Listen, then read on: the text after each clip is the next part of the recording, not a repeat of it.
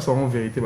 Très bien. Mokolo est là, mon abino Balandia, une très grande émission, la dimension, il y a continent d'Asie, émission Nangai, émission Nayo, émission, il y a population congolaise en général. Je pense que merci beaucoup pour la confiance aux sociétés européennes, dans l'émission Le Peuple Parle, où ils ont le seul objectif. Comment faire pour social et la population et l'améliorer. Objectif, il y a une mission, il y a plusieurs émissions, mais basé un objectif, on basé au sala, tika ko sala, mais biso objectif na biso, ezalaka ba maman ba sepela, ba papa ba sepela, bana ba sepela, ba militaire, ba policier, ba tout va se retrouver. C'est ça l'objectif. Bit, il y a une mission, le peuple parle. Mokolo yo, to ko atteindre objectif, botu nanga, pourquoi John Osala ka émission, c'est-à-dire, na ko sala ka lisusu émission te, parce que l'objectif nanga social, il y a peuple, et ça l'a amélioré, ça c'est très bien. Élection 2023, la CENI annonce le retour des élections des conseils communaux. Je crois qu'ils ont vraiment l'Isolo, Tokobeta, Mokolo et Alelo. Forum économique, je crois que Batebele va s'abrancher. Merci beaucoup pour la confiance. Toza Penza en direct, dans Koyambabino en direct. C'est une émission.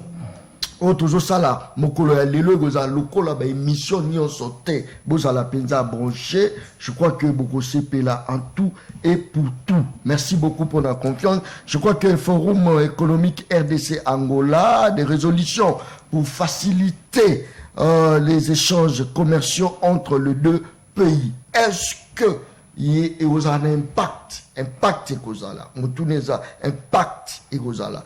Qu'est-ce que l'Angola produit? Oh lelo échange wana ko sala que économie à Katia Mboka RDC et Matali sous koleka, ça c'est très bien. Je crois que rentrée scolaire est prévue bientôt.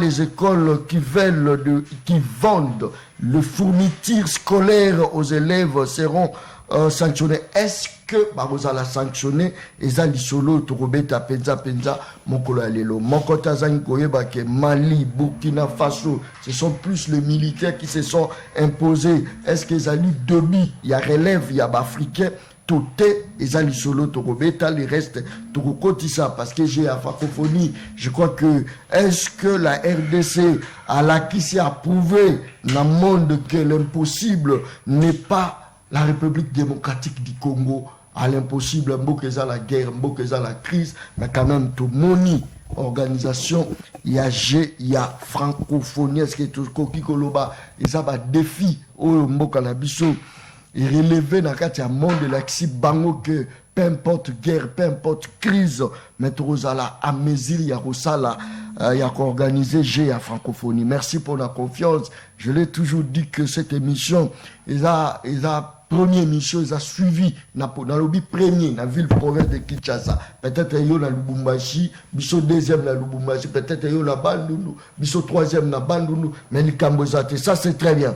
Tozali, déjà, la députée de la RI, Tozala, la deux invités, Toya Manakatia Plateau, député de la RI, Tozala et Mona Congo, Mbotena. Mbotena yo, ndeko John Kabamba, et puis na PCP Mbotena bandeko Balandinyon Soba Kolanda Biso, surtout dans le Congo profond. Mbotena ba Congolais ba Kolanda Biso au niveau de la diaspora. Na bandi était na masolo na Biso ya lelo, le Congo restera au centre de notre menu, parce que au-delà y a tendance, position, ségrégation politique nabiso, le Congo reste notre dénominateur commun. Na CPLI na postulat ya émission na yo lelo parce que tu nous as rappelé effectivement l'objectif il y a émission. Ce qui toza koya na ba plateau de télévision pour na ko réfléchir, c'est vrai que la politique est un jeu d'idées, un jeu de réflexion et ça pour que te proposer idée ou ekokende dans le sens il y a quoi améliorer les conditions de vie sociale il y a bas congolais parce que la politique vise essentiellement les vécus quotidiens du peuple et je pense que Namasolo Nabiso le peuple arrosala vraiment au centre de notre débat, de notre discussion, au centre de notre menu parce que nous devons réfléchir pour l'amélioration de conditions de vie de notre peuple qui demeure le peuple le plus pauvre du monde. Mais au moins payer à la ressource ou peut-être comme ça paye population la riche, c'est ça, non? Bon, malheureusement, tant que Tobé Tagali Solo Mboka Nabiso, souvent, Tobé Ngarango est un pays potentiellement riche, c'est vrai. Le Congo est un pays béni. Congo et Limboka est allé na richesse moko inquantifiable, énorme, dans pratiquement tout le domaine. Et les lots Yebi, Mboka Nabiso est au centre, il y a grands enjeux mondiaux. Les lots Torobé Tali Solo à lithium, alors que lithium, ça a objet même, il y a avènement, il y a batterie électrique. Les lots Torobé Tali Solo, il y a uranium, il y a coltan, il y a cobalt, il y a or, il y a diamant. Les lots, richesse au Rwanda, Congo Toza Nango Penza, en termes de ressources, et des ressources inquantifiables. Mais, tango Tolobelaka, développement économique Yamboka, ils ont raté par le fait qu'il y a une grande potentialité en termes de ressources naturelles. Mais ils ont plutôt le fait qu'il y a une certaine grande capacité, il y a qu'au produire au but en termes de ressources. Parce que la force d'un État, c'est dans la productivité économique nationale. Un pays qui ne produit pas n'est pas un pays au standard d'une grande nation ou un pays capable de répondre aux besoins il y a population Nayango. Voilà pourquoi quand on parle de la RDC, très souvent, ils sont devant le paradoxe. Le paradoxe le plus inexplicable. Un pays en même temps riche, mais avec un peuple en même temps pauvre. Et donc, Essengeli Nabiso, to capitaliser ba richesse, ba ressources naturelles au Tozali Nayango, to produire Yango pour que effectivement il crée ba effet positif tant sur le plan économique et puis impacter positivement sur la vie sociale, il y a la population congolaise. Il faut encore combien de temps pour que Yango soit vraiment matérialisé? Bon, Ezali Kamboya tenté, mais Ezali Kamboya volonté politique dont le chef Yabato Bako Kamamboka. Oyebindeko John Kabamba, Lelo Sokotali, Mboka Nabiso depuis l'histoire, que ce soit l'histoire politique, parce qu'on parle de l'indépendance politique. Au moment où on a été, Lelo, il faut que le Congo n'a plus besoin des gens porteurs de diplômes. Toi, on a posé à Bato, puis on a kakate à Maïele, parce que Bato Maïele Bazali. La seule catégorie, il y a acteurs politiques autour de Zanga Mboka, ils ont Bato Bazana Bolingwa Mboka, Bolingwa Congo. Bato Bana volonté politique pour servir convenablement le peuple. Bato Ane Toana Bango na Bosenga pour que Mboka ekende liboso. Tozali na ba ressources, Tozali na ba moyens, et nous avons toutes les raisons possibles pour que tout développe Mboka Nabiso. Et même la population, Bato, à une certaine mesure, Bazala peut considérer comme une richesse, comme une plus-value économique dans un système économique national.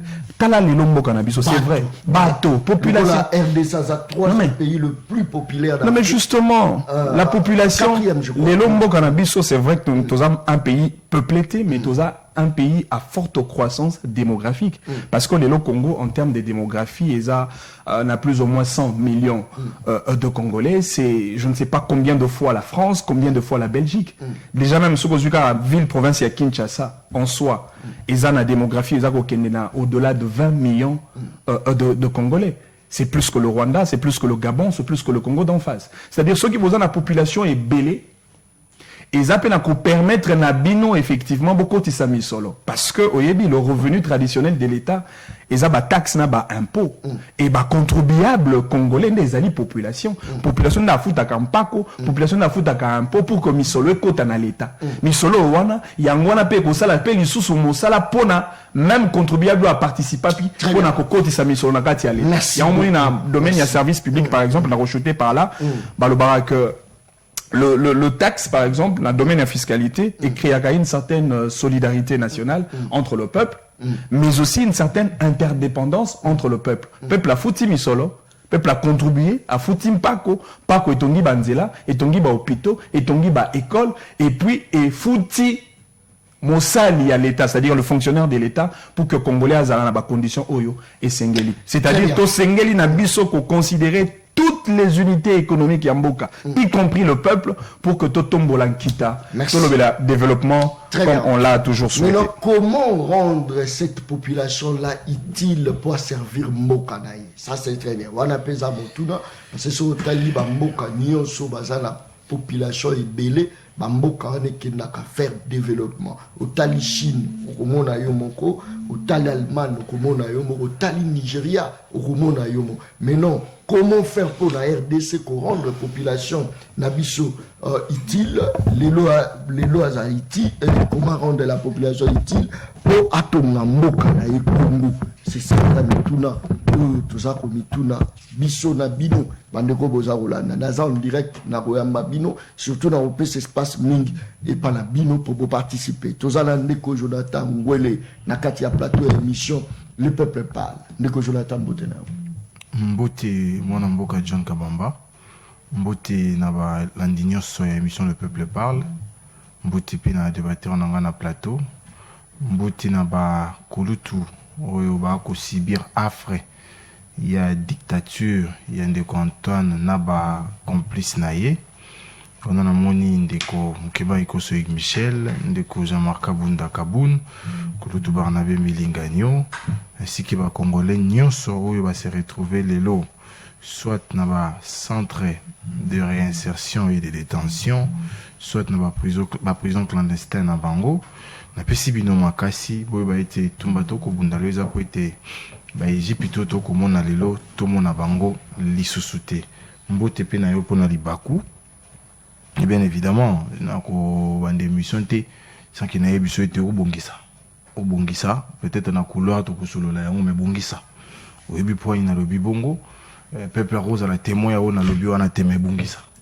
Très bien, l'Ikamezate, chaque jour tout ça aura toujours effort pour toi améliorer, ça c'est très bien. Forum économique RDC Angola, des résolutions pour faciliter les échanges commerciaux entre les deux pays.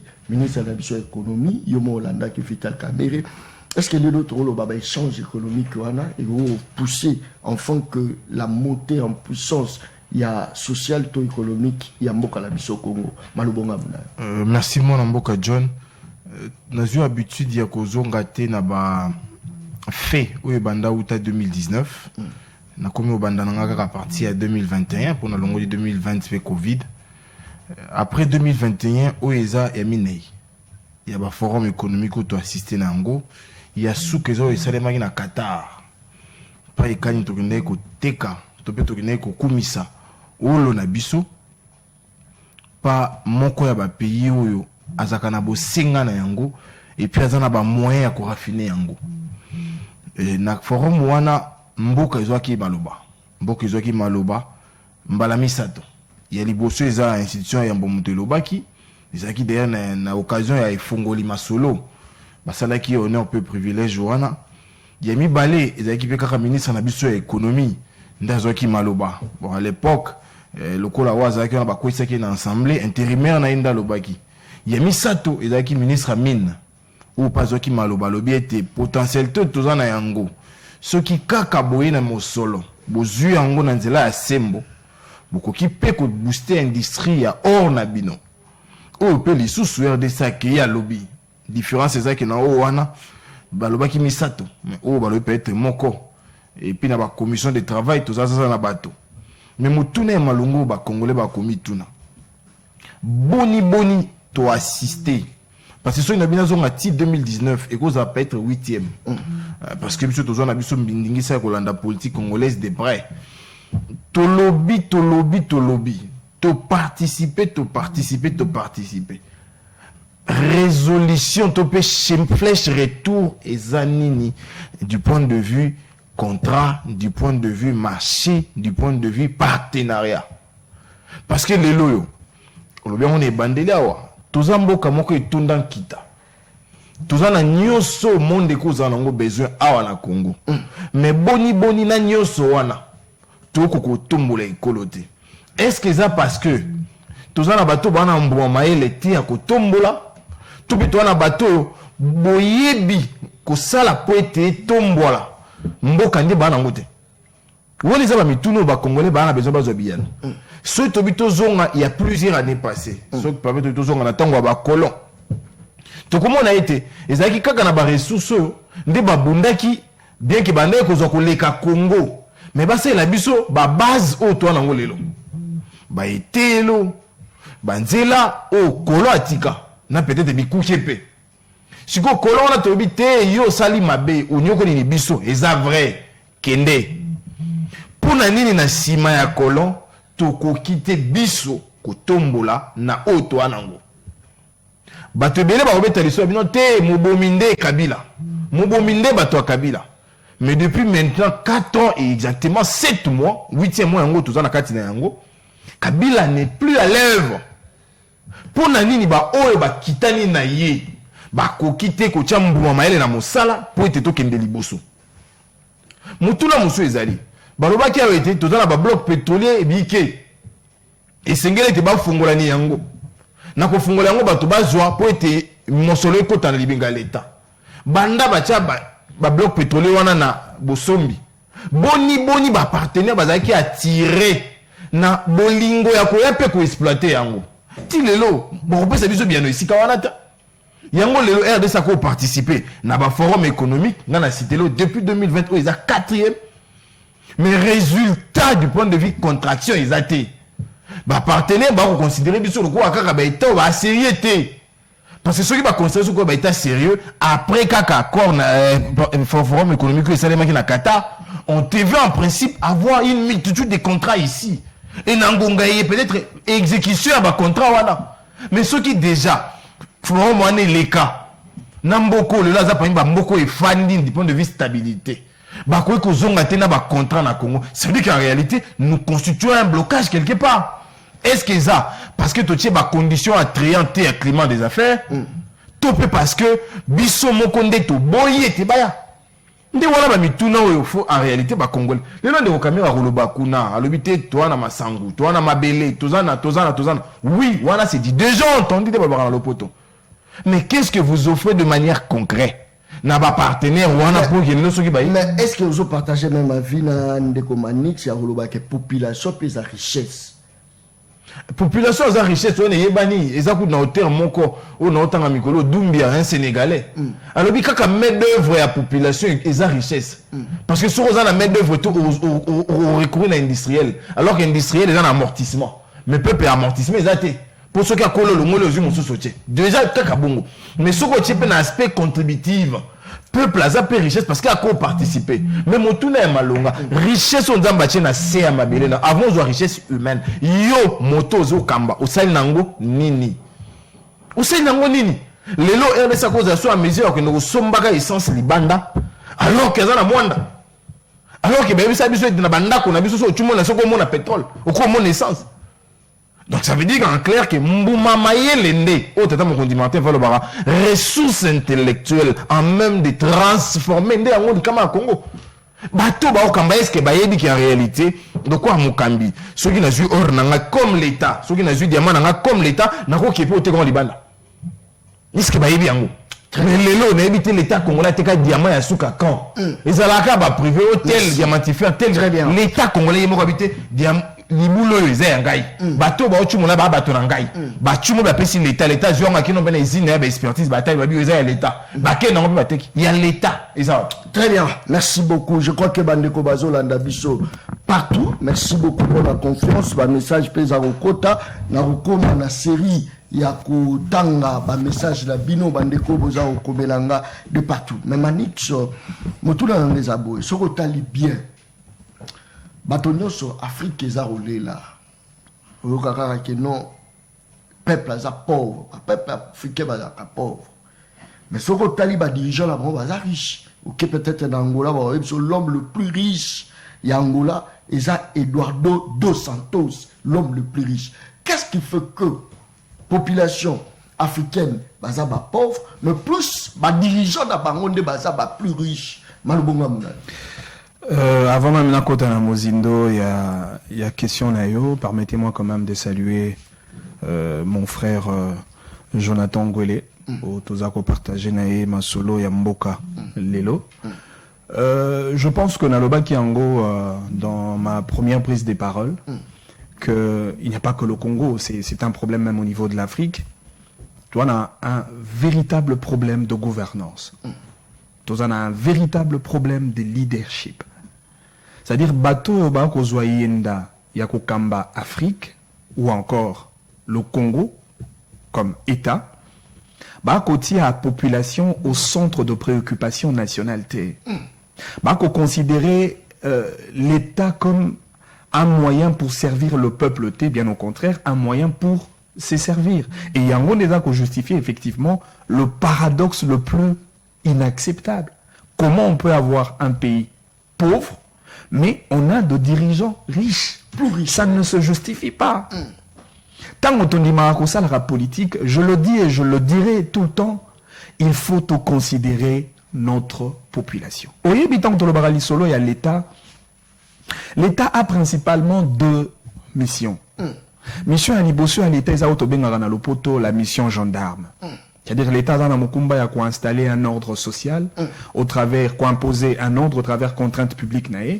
L'État a sauvegarder l'intégrité territoriale ainsi que toutes les lignes frontalières, combattre la écolo, combattre la bateau, penabilo qu'on a bango, assurer la sûreté de l'État. L'État a protéger bateau dans tout le secteur de la vie nationale. Parce que la santé publique fait partie à la mission gendarme de l'État, parce que ça fait partie de la sécurité de la population. Yango ezali otobengaka la mission gendarme, État policier.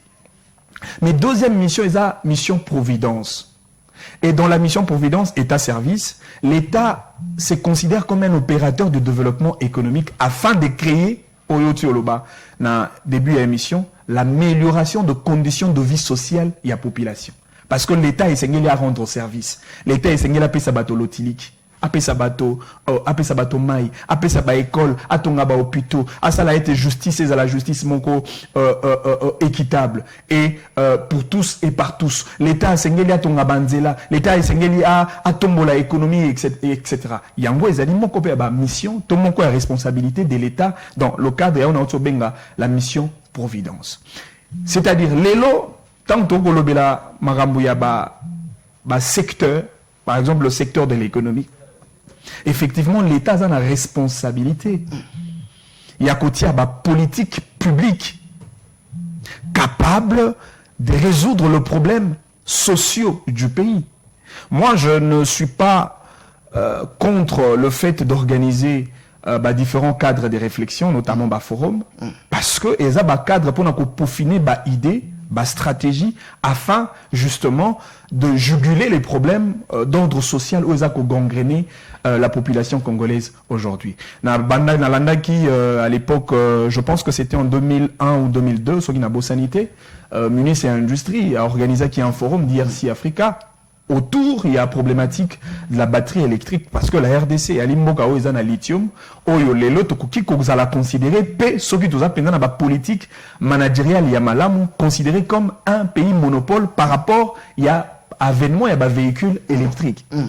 Et donc, qu'on solo la eza mabete, qu'on réfléchir eza mabete, mais encore que, il faudrait que, réflexion nabiso, théorie nabiso, principe nabiso, ils ont comme finalité la résolution de problèmes de Congolais. C'est par là que ma solo na biso idée, stratégie, principe, théorie na sens na yango penza. Donc c'est-à-dire qu'aujourd'hui les dirigeants congolais ont la responsabilité de mettre en exergue effectivement véritable politique, des politiques économiques, des politiques sociales, des politiques de l'environnement, le politique social pour résoudre problème penza ya mboka. C'est vrai. Nous reconnaissons que tout avons la potentialité belée et dans pratiquement tout le secteur de la vie nationale. Ce que les Kambouya Mabélé, Oyebi qui Mabélé n'a biso ils ont richesse mingi parce que Toali a étendu mon aîné et n'a bandi Hollanda qui même l'accord économique dans le secteur agricole au Rwanda Outiko signé récemment avec le Congo d'en face. Au Rwanda Kosenga Pesaye ne serait-ce que 18 000 hectares. Pour que à utiliser Mabélé, à Salamilona et puis à accroître le système agricole naé pour la économie yamboka naé. Mais biso, en parlant même il y a secteur où on a agriculture. Tout ça a une potentialité énorme. Mais quand même, il faut aider Bisso plus Makassi, selon. Mais justement, voler. Et pour aider Bisso Makassi, parce que déjà en 2022, selon la statistique, Angola a Zalaki na 3e position, il y a économie. Il y a Makassi na Kati et Afrique, après Nigeria dans l'Afrique du Sud. Est-ce que l'autre rôle que forum il faut faciliter Babilo Koupele. Bon, genre il y a un forum économique, il y a le Lengue Wana. Moi je le considère comme des tapis. comme des cadres par excellence autres qui peaufiner ma stratégie pour résoudre le problème de chaque secteur. Non, tu le bas il y a agriculture et là sur au-delà des ressources autosanan. Au-delà de 80 millions d'hectares de terres arables, au-delà de 40 millions de terres irrigables, au-delà de sites greniers, de politique agricole sur le plan de semences améliorées autosanango. Effectivement, et Sengeli na biso mboka monene avec une croissance démographique accrue le Congo, tu opté pour le modèle de l'agriculture industrialisée. Parce que on ne peut pas parler de la forte économie d'un pays, sauf qui économie n'a bien les industrialisé. Parce que sur le plan économique, John, ils ont un facteur déterminant, sans lequel vous ne pouvez pas relever la penche économique de votre pays. Par exemple, le secteur, il y a énergie. Comment Bogotombo la économie en Boka, ce qui énergie, ils ont pris en compte. Très bien. Ce qui a la capacité à offrir effectivement de l'énergie pour alimenter effectivement la structure de l'industrie. Parce que l'énergie dans l'industrie est en molongo. Très bien. Ce qui a l'industrie, comment vous allez produire. Très bien. C'est-à-dire aujourd'hui, nous devons opter pour cette politique d'industrialiser notre secteur de l'économie, cette politique de développer notre économie, mais tout en mettant en place des véritables politiques économiques afin de résoudre efficacement le problème de Congolais pour ne pas impacter la vie sociale. Merci beaucoup. Ça c'est très bien. Merci beaucoup. D'après ça, Malouba, et pas à mon Congo, Jonathan Mbele, Ndeko Jonathan Mbele. Est-ce que les autres Roloba, Moto et Lobby, l'RDC a prouvé quand même capacité naïe. Il y a organisé GA francophonie. L'impossible n'est pas congolais. La crise mondiale nous a frappé. Tout ça a frappé la guerre, l'homme est belé, mais tu sais qu'il arrive quand même, il y a organisé GA francophonie, il communique la Soukanango, avec l'exploit, il y a belé. Est-ce que l'autre rôle, l'impossible n'est pas congolais? Merci, mon amboka John Kabamba. Avant d'aborder la question, il y a GA francophonie. Na précisément biloko mi balé misato. Tango beti li solo, il y a peuple pauvre, mais dirigeants riches. Ils ont singa na ba élément réflexif et belé. Il y a liboso na analyser situation à Éthiopie. Éthiopie au lelo richesse ne ya makasi eza nana. Anana ya pamba. Anana. Kenya avocat. Na monde. États-Unis a importaka ba jus ya nana utra Kenya. Kenya te kaka jus ya nana na monde entier. Jus ya anana. Na ba vin. Voilà. Mais nga wana yebi na Congo par exemple, na plus de 6 types ya banane. 6 types ya banane. Ba modèle ya bitabe. Plus de 6 modèles. Très bien. O nga na dégustanga moko. Na plus d'une centaine ya diversité ya avocats. Na plus d'une trentaine ya ba diversité ba noix. Mbila. Donc en réalité, ce nabina zwakaka moko. Je peux en faire mon cheval de bataille. Et puis là, le développement, là, il y a les lots de John, Kenya, Afrique du Sud, Éthiopie, des États indépendants après les Congo. Aujourd'hui, Kenya il a 263. Donc 3 ans après, 31 et 12 décembre. Afrique du Sud, 31 mai 1961. Mais les lots d'État wana se retrouver devant biso na magie. Ce que vous analysez quand Afrique du Sud, kakana apartheid wana ndeko nangai, ils ont perdu en capital humain et puis en temps pour le développement aux OIDT. Les locaux sur le sud-africain, mon côté sanga bandako yebiso surtout sur la gouvernance. Et puis nous regrettons le temps que nous avons perdu dans l'apartheid. Donc pour la bango tant wana so ba capitaliser qui on loka ba sela ngo lelo ndi baza musika SMIC na Kenya ndiko na ngai eza 15.120 shillings. Oh so bo chango lelo et comme ma popé na 30 ou 35 dollars. Bon mais éviter son abeti calcul mabe bande ko sunga son ndako. Donc SMIC kaka ya moke et ali kolo ya biso musika. Mais qui no scripté ba ressources na bango. Au monde, sur 100%, on attend à 10%. Il y a pas. Mais surtout, on a 80-90%. Donc, en réalité, si nous voulons d'un développement économique, il nous faut tabler sur nos ressources. Mais Motuna Langai, est-ce que déjà, gouvernance n'a l'élo, na oyo balatara na nzoto pour justifier bilan na bango il y a 18 ans. Combien ont tablé effectivement sur les enjeux majeurs du développement? Tous sont dans les tâtonnements. Tous. Qu'est-ce qui explique que dans les passés, tant que tu as qui na ba société française on va exploiter na mwanda na biso, qui fina mususu kombona souci, on avait moins de soucis en termes pétroliers que nous avons aujourd'hui. Qu'est-ce qui a changé pour que le lotonio comme Makassi que dans le passé? On comprend qu'en réalité, c'est au Babana Lingala, Mboma Mayele. Les gens ne veulent pas réfléchir. Tout de suite, problème à carburant en 2020. Solution conjoncturelle. Ah, pas, ok. Tu veux qu'on soit en 2020, solution conjoncturelle. 2021, conjoncturelle. Si en 2023, car la solution momentanée. Mais nous avons réfléchi pour la solution à l'Ibela Azate. Ma première à Kaka. Nous avons côté de Massano francophonie. Si on appelle ça merci Mingi.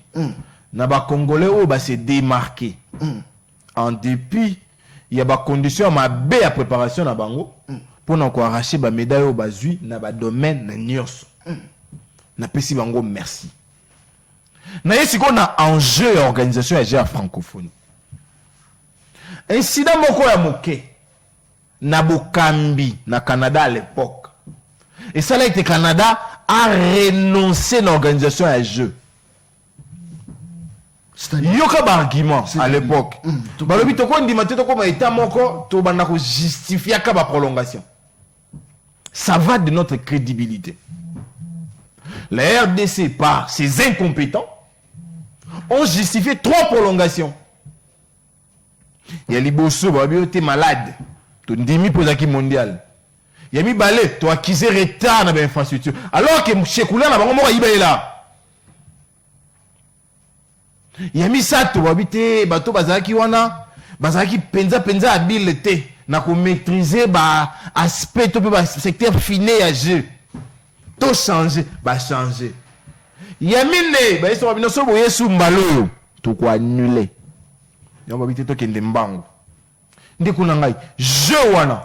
Eza tribune, il y a tourisme pour na Congo. Mais que nous t'as la place des artistes. Na salaki moi tour vendredi na komi wana kiwezima na kuta ba sénégalais wana. Siko libabe pe ya bango ba yokuta na kana ngapo tu na ngale place des artistes. Na tena bina mema bango to mema bango te. Na telemisi bango liboso a Robank. Total la place des liboso na teni son liboso ya na tuna. Na kina tali na bi asu na ina bango amabe. Mabe pour le nini mona ya la grâce et la saleté. Oh Jonathan, bato basira ba sapato balinga yango wana. So ba olanda te bako benga. Na bloqué bango na yibandeko na tout le tata ba sachet na ba photographe wana. Na bloqué bango sur place to loko timbango mbango. Na kina zui bango ba yi. Où est la plaque de Papa Lutumba? C'est lui qui chantait à la guitare. Na ndio la kisabango. Ndiko nangai. Siko wana au moins bakuta na muto aza conscient. Siko ba va se retrouver qui na ba aller à stade de martyr. Même des dossiers émission, ba to ko ki da bata la ba aller wana. Mais quand même organisation les a quand même pas avec sa puissance, il y a RDC, la montée en puissance. Très bien. Ba aller wana. Tu sais pas propre. Tundimi. To koti na kati. Nous avons un direct na TV. Pas Kouekei. Kouekei. Ici c'est Congo. En direct comme ça là.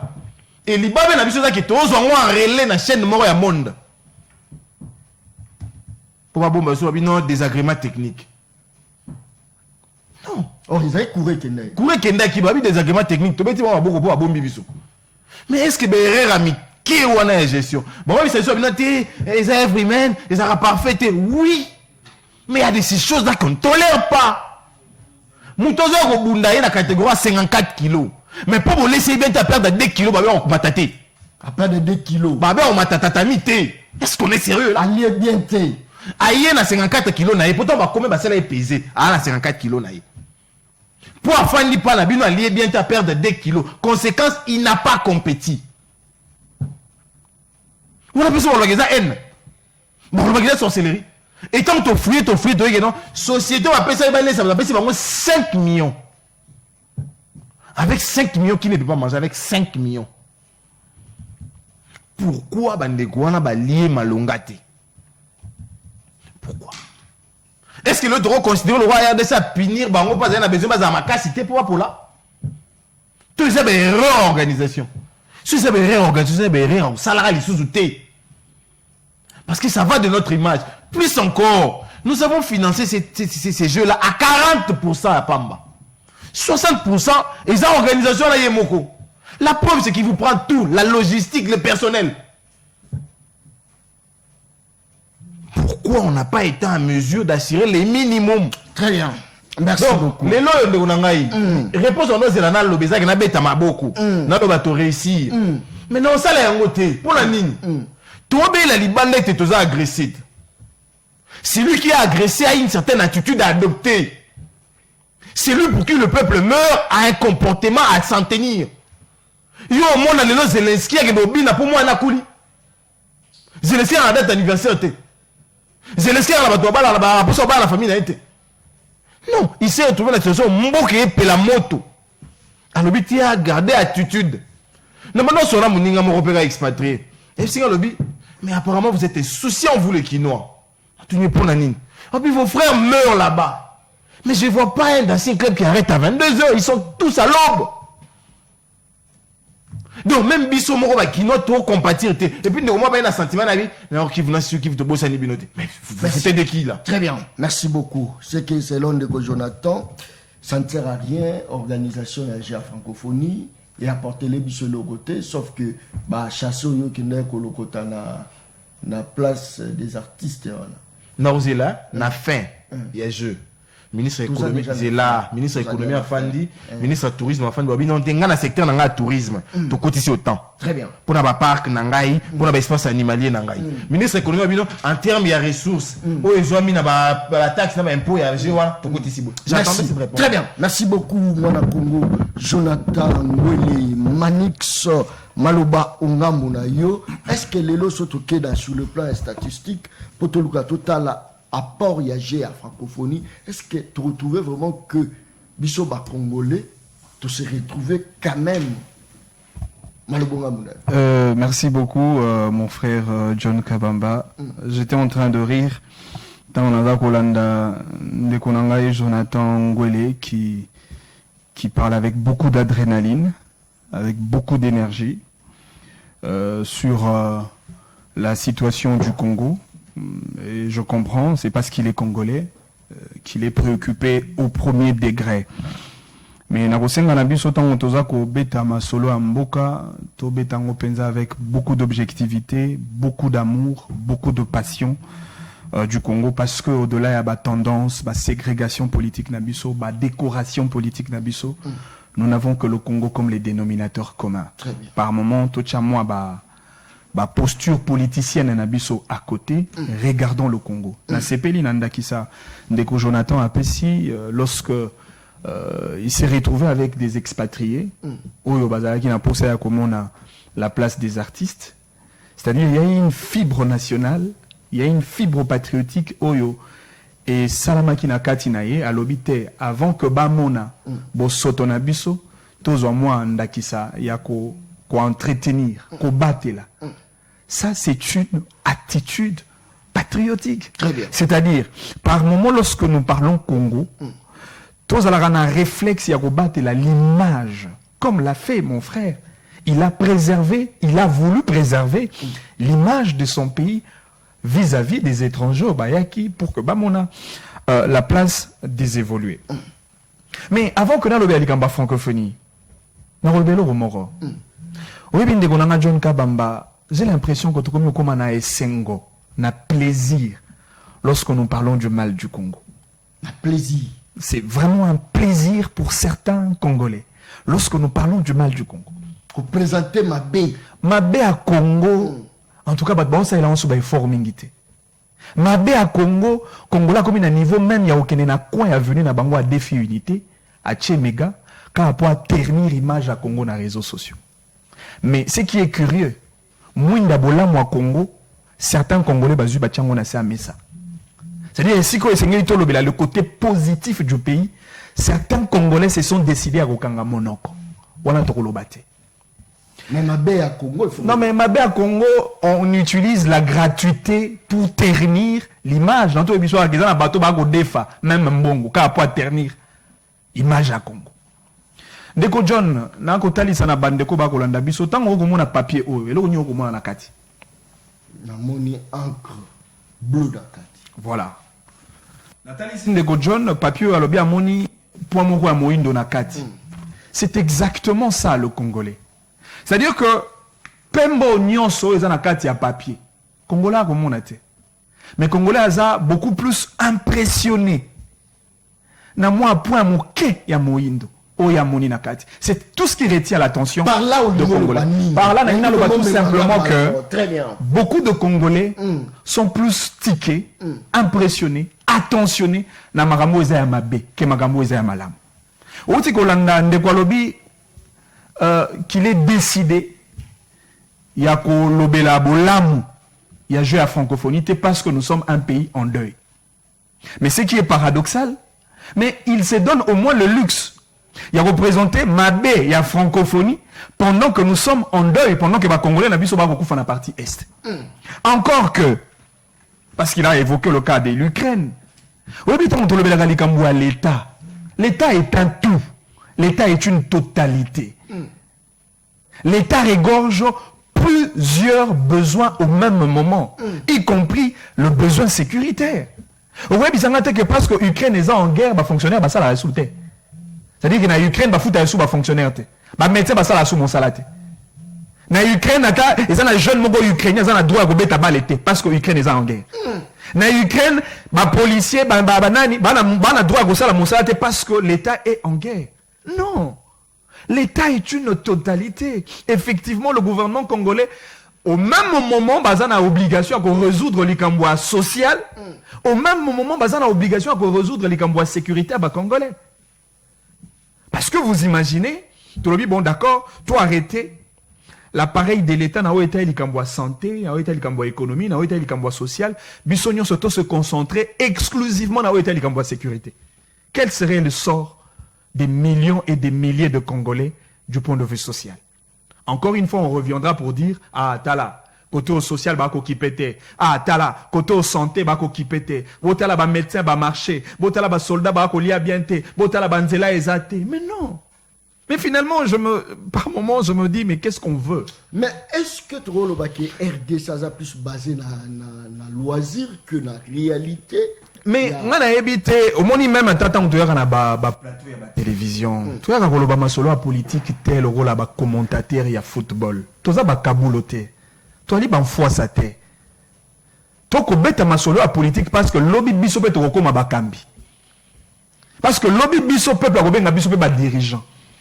Parce que ça dit na bato et belo balanda biso basala biso confiance pour que lobby tango biso to gozwa yenda ya mboka. Tokamba mboka na vision de développement au peuple à causer là. Mais est-ce que biso lobby tango to koma bakambi? Tango to gérer mboka demain. To gérer mboka sans sport. C'est-à-dire état au biso to créer lobby rozala état sans culture. Ceux qui te beti masolo à culture pour na bato et ali feti. Te beti masolo à sport pour na bato et ali feti. Non mais on parle de quel état? Parce que en réalité, c'est vrai, il y a beaucoup de problèmes. Nakat, il y a organisation, il y a un 9e jeu de la francophonie, de problèmes d'organisation. C'est vrai, bah chantier mon sous ici là qui était. C'est vrai, bah athlète Bazalaki au pointé. Nous avions même vu la faiblesse à athlète Nabiso lors de jeux, surtout bah athlète qui Bango, souffle péné Zalaki mingité, énergie Yaki mingité. Ça, ce sont des problèmes. Encore que l'athlète Nabiso, Bazan a seul malheur, il y a qu'on soit infrastructure sportive juste pendant que baza en pleine compétition. Parce que je pense que ceux qui bazoa qui ba infrastructure un peu beaucoup plus tôt, se préparer davantage pour que baza au point. Et puis de deux. Mais bien sûr que oui, mon frère. Très bien, merci. Et puis de deux. Le jeu de la francophonie est une grande victrine au-delà de l'aspect sportif, au-delà de l'aspect culturel, mais ça peut créer une externalité positive sur le plan économique. Parce que le jeu de la francophonie a présenté une image positive qui a attiré, par exemple, certains expatriés au Congo seulement dans le sens de la guerre. Ils peuvent dire, oh, Congo, c'est aussi un pays où il fait beau vivre, où nous pouvons venir et investir par exemple dans la jeunesse. Très bien. Parce que, si on a parce que ça, les autres on a pratiquement un deuxième grand événement au Tosali, dans Bokanabiso depuis 1960, après combat à Alina Foreman en 1974, où ils ont pratiquement le deuxième événement et Kotisi Bapaya et Belé pour que Mokili Mobimba Batala Congo Kala, Mokili Mona Congo Kala. C'est vrai, tout le temps, tous les gars à la télévision pour que tu peindre les images négatives, mais cette fois-ci, nous pouvons au moins se bomber la poitrine pour dire que le Congo a aussi un côté positif. Mais Tala Nakomba et Alina Foreman, quelles sont les infrastructures qui ont été construites? Pour Nabitumba Alina Foreman, et Bundaki a un stade Tata Raphaël, infrastructure totongaki za otobenga lelo le combat diading batongaka yango pour que balalisa bato bayaka pour na bitumba Alina Foreman. Mais depuis 1974, n'est-ce pas que combat diading bato bako yango lelo bato bako vana na combat diading ba congolais te yango ngana ko benga na lopoto les externalités positives avantage ya masano bango bako benga feti. C'est-à-dire le stade de Tata Raphaël Otobongisi pour Namasano bango bako benga feti. Stade de Martyr Otobongisi pour Namasano bango bako benga feti. Ba stade ya ba basket ezalaki lobité. C'est vrai, le jeu de la francophonie est ça la kaka 10 jours, lelo ekosi la lelo le 6. Mais après le jeu, n'est-ce pas que ba infrastructure wana ezala au bénéfice ya ba congolais. Les étudiants de l'université de Kinshasa, je suis très content parce que en face de moi j'ai un ancien étudiant de l'université de Kinshasa à Yebi. Mekwaza, témoin, il y a État, il y a homme, il y a unikin. Parce que na yenanga, to vanda na ba homme, il y a unikin. Mais c'était des conditions inhumaines. Vous pouvez imaginer une université qui est considérée autrefois comme la plus grande université de l'Afrique centrale. Mais l'université où il y a des toilettes était. Très bien. Restaurant Monela Tigela Gibiso. Est-ce que le l'université qui avant joué à francophonie, et c'est là qui université doit être représentée comme mon frère à dignité. Mais le réseau comme Sabatou, attitude de RD Sazobimi, ça c'est vrai. Ah, Ferregola Robeta, Gim Sakobeta, Fali Poupa, Ouazali Meyer à Robeta, Batu Bazar Kolobe, Belé à Batu Bazar Koloba. Mais ce que tu as peuple, nous peuple malien, burkinabé, guinéen, on bangonio so bana attitude ya kanda ya méchanceté par rapport à marambo zo le galakati ya mboka na bango. Est-ce que les lo ba Mali, Burkina Faso, Guinée bangonde bakoka ki pe ko beta situation ya mboka na bango karaté ba organiser pe ba jeter mais biso to préféré na biso et ça motuna bato ba ilanga te pour motuna wana rapidement 30 secondes. Non ce qui Congo endimi et ça la masano il y a 9e jeu de la francophonie et ça parce que Congo a prêt il y a potali sana mokili que mboka na biso ezaka pays ya ba violence faite à la femme te mboka na biso ezaka pays ya génocide te et ali kaka pays ya il y a ba massacre te mboka na biso pe il y a football ezali pe pays ya masano ezali pe pays ya culture mboka na biso ezali pe na ba facette autre ko présenter comme des aspects positifs vis-à-vis des étrangers. Mais les autres ont la musique, la culture. Mais mon frère, la culture, et ça a une grande valeur. Et ça parce que les politiques sont à peine maïr et makasité pour industrialiser les secteurs musicaux congolais. Parce que pays nabiso lelo toza quand même mboka ya Papa Wemba, mboka ya Koffi Olomide, mboka ya Fali Poupa, il y a fait Richard Depoule, il y a Weranson, il y a Bato Onyoso, wana lelo ba ko vendre l'image culturelle, il y a mboka nabiso mais malheureusement et ça ba pays musunde ba ko bénéficier parce que bango ba tche ba industrie musicale.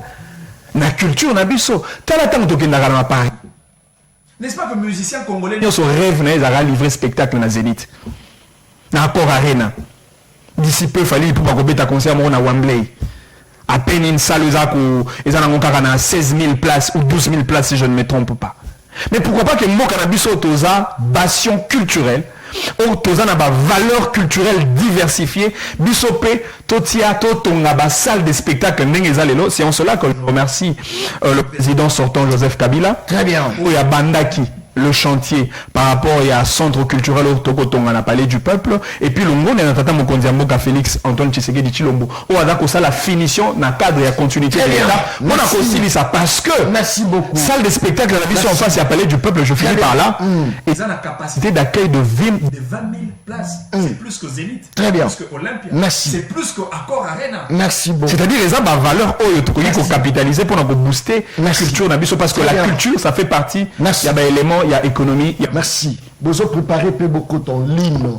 Kalamine Bitia, juste après, on a maître Jonathan. Vous avez préparé un ligne. Élection 2023, la CENI annonce le retour des élections des conseillers communaux. Est-ce que personnellement, il y a quand même l'innovation? Presque tout, maître Jonathan. Les lots, tout le monde a quand même.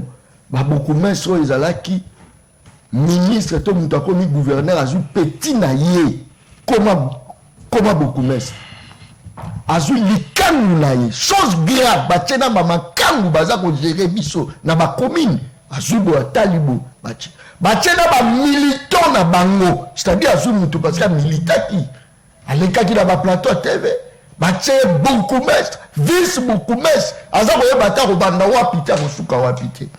Est-ce que déjà ça mon pépé, il y a maturité, mon pépé, il y a méritocratie, mon pépé, il y a développement, il y a à travers l'élection, il y a conseiller communaux. Moi, John, Nanazunga Mbango, na moi, si et puis après, na quoi, la question, il y a élection, conseiller communaux.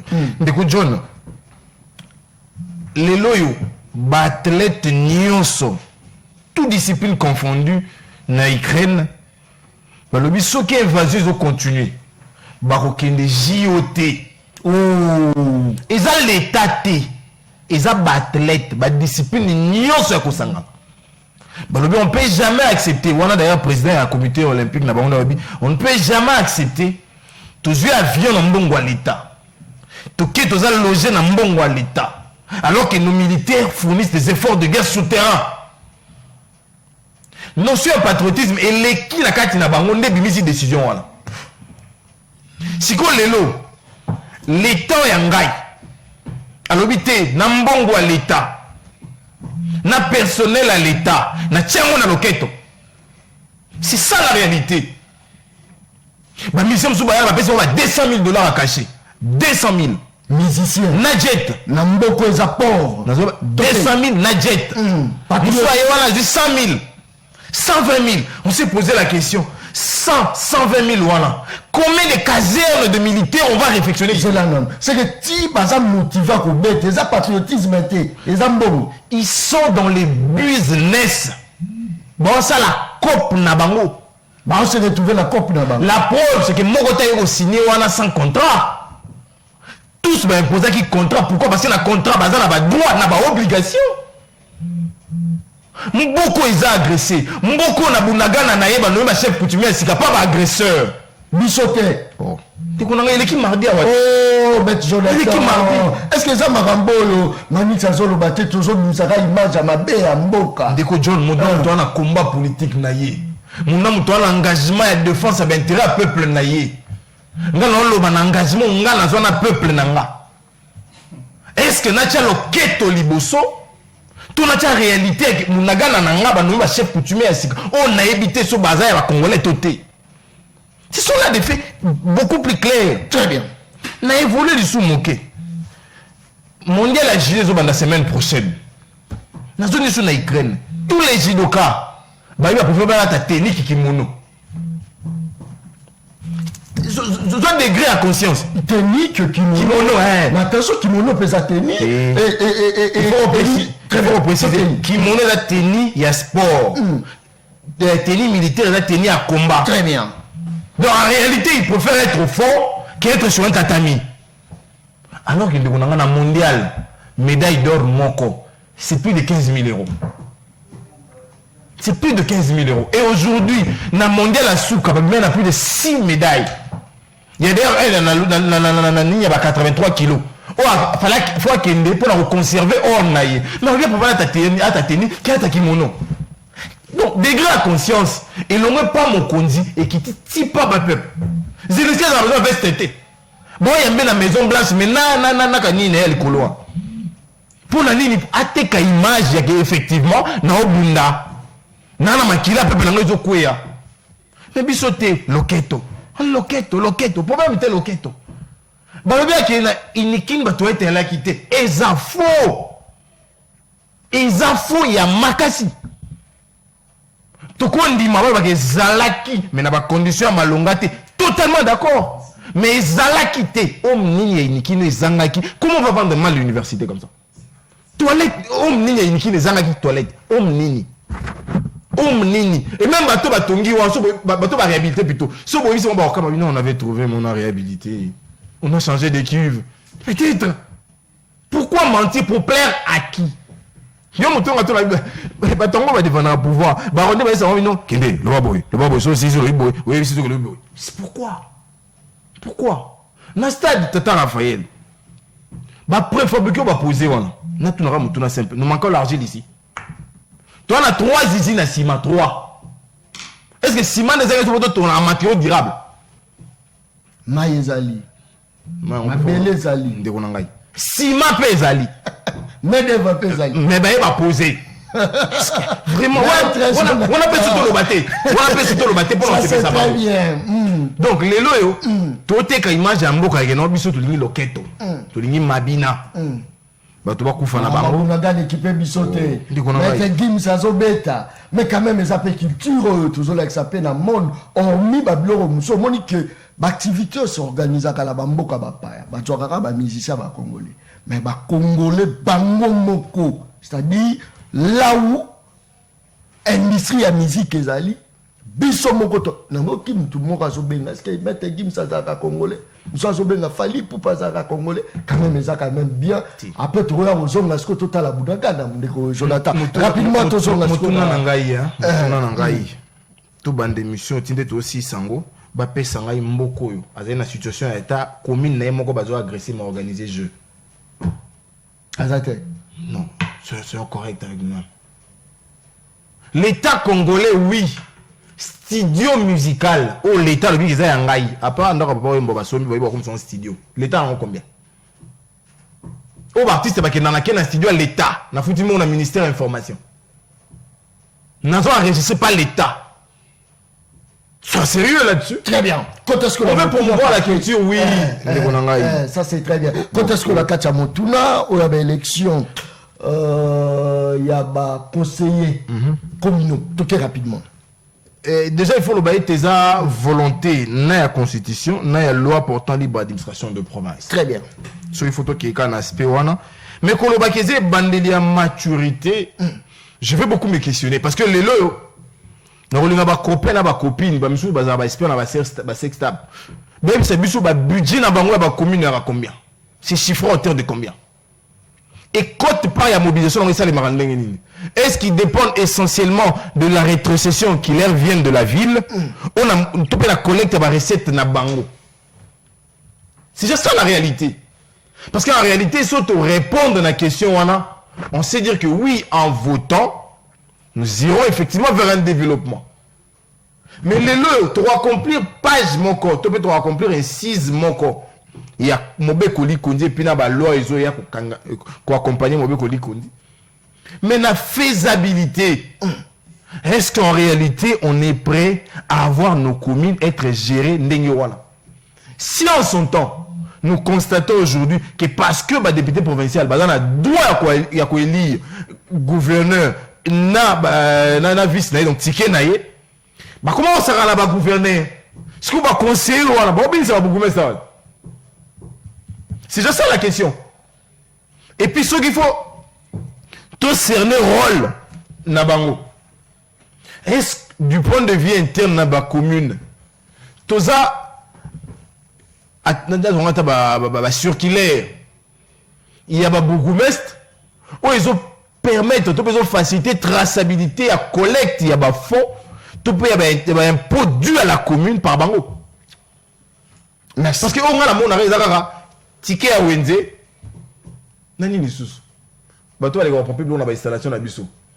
Ils ont bien la monde.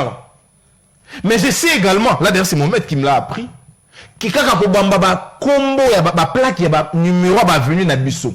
Ils ont bon. Pour la commune. Mais depuis maintenant 4 ans, Bougoumé c'est mon côté à songer à exploiter aspect Wana. Bougoumé c'est mon côté. Très bien. Merci beaucoup. Les autres dépendent na moto, parce que personnellement, je me dis, beaucoup en ligne, le plus vite que possible, on a fait le téléphone nangai. Je crois que ma message est penza, kukwea moi belé. Voilà lorsqu'il y a des personnes qui sont scientifiques sur un même plateau, ça donne toujours ça. Merci et félicitations aux deux co-débatteurs sur le plateau. On a un déco Gilles a tenu message naïe à partir il y a Gwende. Chef-lieu de la province de Chouapa. Ça c'est très bien. C'est normal à comment bongo parce qu'ils a maman Saline ko John Kabamba na Zolanda bino depuis c'est le mao na pesi le ngonia na makambo oza koleka na kati ya plateau et na pesi bango 10 ça c'est très bien. Merci beaucoup. 10 c'est pour la première fois. Ça c'est très bien. Saline ko John Jonathan a raison. Yakuluba que non, Jewana, il fallait pas Isalama pendant que nous sommes attaqués Bounagan et Kei Inane Angoyo Mboka na biso Mboka ya loisir. Ça c'est très bien. Saline de John Kabamba, peu importe place Oyo Mboka na biso Ezaleli, mais quand même Fachi a fait quelque chose, on doit acclamer. On a un message Ezako côté là. Nga au moins na lobaka vérité. Nazako Yambasiko appelle la population. Mais avant, je crois que élection rapidement pour nous appeler la population. Tu vas répondre au Penzana parce que Maramoto Togolobera pour la population. Mais Nayamba appelle la population. Très bien. Alors, ne connaissons pas Bishop Komonani. Allô? Bonjour, Nego John. Na bengi bino na commune. Allô? Nazo Kayo, ben Bishop wapi? Na bengi na commune à Monga Fula na quartier Musangu. Très bien. Pesa participation dans attaque personnalité. En tout cas, pour l'élection, ils en ont une utilité chico. Comment est-ce que l'élection Bounaga na ba territoire qui sont occupés? Si après l'élection, et aux assos, il y a un moutouna nanga. Très bien. C'est que selon yo, toute une élection, tu peux Bounaga les a occupés. Voilà, c'est logique. Il y a des qui il faut récupérer nos abonnés na biso pour après l'élection donc on déclarer comme si que to pesi bango ba belé na biso to sala l'élection on va belé na biso donc faut réfléchir musika. C'est pour là il faut calmer kota kuna po bango pe ba voter. Très bien. On les ali population les ali ngaïté. Je crois d'ailleurs Maïsous appelle Moko. Mais ça au côté la ngai na sima. Voilà. Allô? Oh là là. Alors, ne connaissons pas Bishop Komoden. Très bien. Participation dans rapide. Bon, on a fait 6 mètres Jonathan 10. Le voilà, on a fait 5. Pour l'année. Bon, on a fait 5 pour résolument, mettre Jonathan sur ma rababi. Boka est agressé. Kala Bounagana et Angoana. Et ce qu'il est. Quand on a joué à Ango, il y a 45 territoires. S'il faut le Bishop Chinois, il n'a rien à diriger. C'est que ça n'ango. Donc, c'est que tout le monde a passé. Donc, il dit, quand il y a une élection, on a beaucoup de temps. C'est des pour la bino élection organisée. Mais oui, ils ont la Chine à mon côté, ils ont la BCE, la vie président Kadima. Avec les bâtiments, ils ont sonné. Merci beaucoup. Très bien, merci. Waneza population, là la lobara yende souverain. 2 personnes va voter élection ça la maté pour la question ya ngaïté azotala ngai alobi John ngate population, ça c'est très bien. Alors ndeko ben biso wa kombonani. Ndeko jini kabamba na bengi na commune ntele na bibwa. Très bien. Peut sa participation na yo. Na poti na ngana pesi ndeko Jonathan 10 ndeko na nyo sacré maniki wana mutabakuba ba soki na bengi caméléon pour ça ba couleur ebele na pesi 0. Bango bazo wele to kende élection to kosala ngo ndenge nini. Tutalo wa province na biso kuna na kata ba territoire Masisi Rutshuru kwa mutu za désordre. Baninga wana basanrole de domoni ndenge seni aketika fichier na kati ya ONIP pour pesa batakati d'identité onde ko chilombe mo kende ko zakari. Siko bande kwa na kati kishwana bazati seke bango ba kozwa carte ba longo bango ba congolais siko yebi ta to kasa élection ba to élection o seke fichier ko tika kaka bango ba kozwa carte d'identité bango to ko Merci beaucoup. Alors ndeko ben biso wa kombonani. Allô? Bonjour ndeko. Mbote na yo ben biso wa kombonani batak personnalité. Pour ndeko mosusu azobenga ndeko Manix Caméléon. Moi je veux pas ça. Batak personnalité malobonga muna yo. Papa John na zozongi sila merci ya kolanda. Bino pona tongo ya lelo pona bato nyonso baza ya kolanda biso nyonso. Eza pasi mingi na bato bazali ya koloba ke election ezala te me bango ni bandeli. Babanda koloba ke te election ezala lelo babango na election ke ezala te. Baza bachange couleur bacaméléon. Balingi koke bonga te. Tokobonga ndenge nini bato baza maloba mibale. Merci beaucoup. Très bien, merci beaucoup. Voilà. Alors ndeko ben biso wa kombonani. Allô? Oui ndeko ben biso. Na bengi na commune ya Makala. Très bien, participation na rapidement. Comment on a na lobby boye Denis Kadima soki mwana na ye afufi ko élection il y a ko sala élection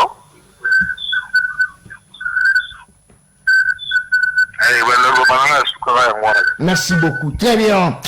Tokomi penza ko citer rapidement mwana Congo Manix population à lobby élection et salamate pour nani parce que Bunaga les a attaqué sont organisé élection qui to boyi population au bazakuna va participer à l'élection c'est-à-dire to kabia. Est-ce que baza la raison to baza la tort ou aborder peu sujet il y a élection aux concernés conseillers communaux. En tout cas, personne n'a manqué parce que question au niveau de la municipalité, au niveau local, c'est quand même très important. 3 minutes. Mais Jonathan a lobby que le fait qu'il y a que toilette ezalaki na université de Kinshasa ezali lokuta. Bon, na habité soki ya vanda na ba toilette ezalaki penza na Unikin. En tout cas ça ba installation de gros ba toilette. Non, s'il vous plaît. Et na bandi non, s'il vous plaît. Soki penza ya solo ezalaki étudiant vivant au home parce qu'il y a une différence rose à la étudiant na Unikin motika mais ce qu'il y a bien à home 40. Quand les étudiants parlent de home 40, c'est-à-dire que souba na balabala, sala ba besoin na matiti, na basima bandaku na ba yango ne ba benga home 40. Est-ce que comment ba tokoza na home 40, ba ko sala ba besoin na bango na balabala alors que ba toilette na kati. Quelle contradiction. Et puis ami balé pour la bandeko ba robenga balobi non voilà je suis un caméléon. Écoutez bandeko na ngai. Naza kobeta 7 mingi na likamboyo. Donc ça la politique était pour que tu considères critique comme une profession. Critique est statuté pour un acteur politique. Encore que critique en obiso to ça la on a penchant une critique négative. Bon, ngai nazwa ndakisa. Soki lobby to lobaki te Tshisekedi oza incompétent pour hôpital à maman et Mozali malamoté.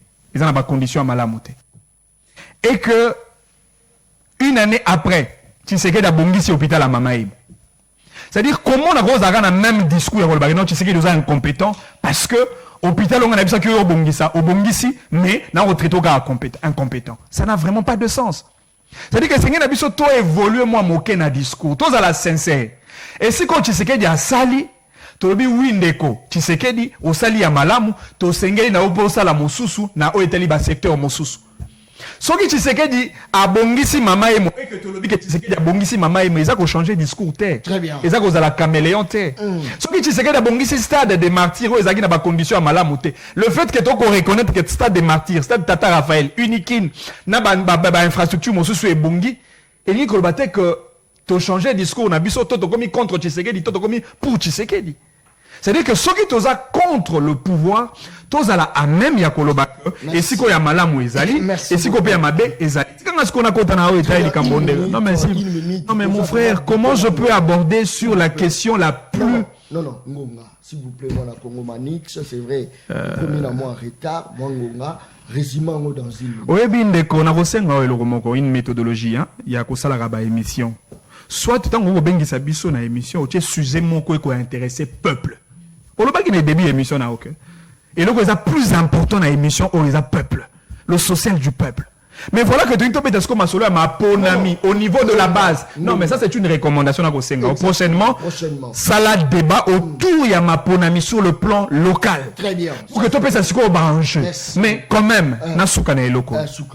Oui mais que na bato ba kolanda biso na ba télévision na population eza bala na bato na ba wenze etc. na biso bato to lekana na ba télévision en réalité différence ezate pour biso to ko sala ba même critique au bato ba ko sala na balabala na bandako na ba wenze ainsi de suite mais biso to ko libenga ba politique au-delà de critique au wana mais to za peine moi capacité à proposer ba politicien congolais ba proposer na mango le vote et voilà que peuple lobby. Bon, tout ça dans ma ponamité. Tout aussi ça dans les guerre. Est-ce que ma politicien est d'accord que tout est dans ma ponamité? Vous imaginez que Tshisekedi a levé option pour respecter le vœu du peuple, que tout ça dans ma ponamité. Est-ce que devant le politicien congolais Tshisekedi vient à Akimi? Encore une fois, c'est une contradiction qui ne dit pas son nom. Très bien. Et donc, les gens ont été ma ponami. Naza, les gens ont beaucoup mon sur la gestion des entités communales. Merci. Et ça qui sujet est préoccupant qui ngai makasi na ngai penana fungwa mamingi mais moyen pour fungwa ma ezate parce que ngonga ezate mais prochainement na kosenga obengisa biso to lobela makambo a peuple to lobela commune to lobela ba quartier to lobela ba avenue to lobela ba ville to lobela ba territoire ba chefferie ba secteur to lobela ba village to lobela ba regroupement parce que ba congolais baza kuna baza ba plus baza ba moins congolais que ba congolais ba ko ba na keta non ça c'est très bien merci beaucoup biso débat na biso kaka Katumbi Matata Fayulu Tshisekedi débat na biso to sala ga yango na début émission na bien to proposer nini biso to kokana ko sala pour na mboka kende liboso. Très bien, merci beaucoup mon rapidement moi la Congo Jonathan to komi pena au cité dernièrement na ezali nini bato bazola merci na libaku pesa kinga ya ko sole kolo na bana mboka na tongo lelo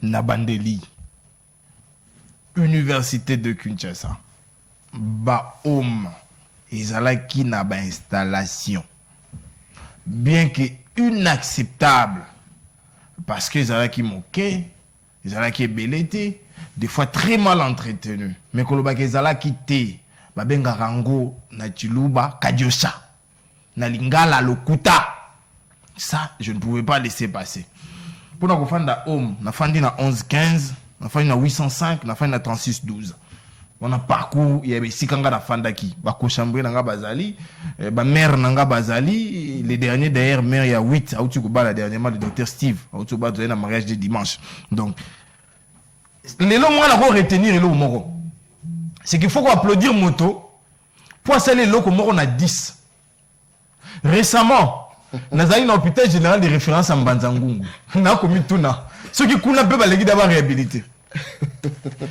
na men tuna ceux qui paient na hôpital général à référence ya Nganda Jika kuna pe voir les kaba réflexionner donc le temps no beta loboko te mama yemba bongisi hôpital général ya Mobaye etikali mama yemba bongisi hôpital général ya Kenge etikali donc ça sera ça la gestion en réalité donc pour mutasali loko moko to beti maboko pour mutasali peinture morte en réalité la gestion établie sur des politiques ndeko sanga la raison on doit avoir des politiques publiques adapté sectoriel. Merci. Sauf si mi domaine la santé. Merci.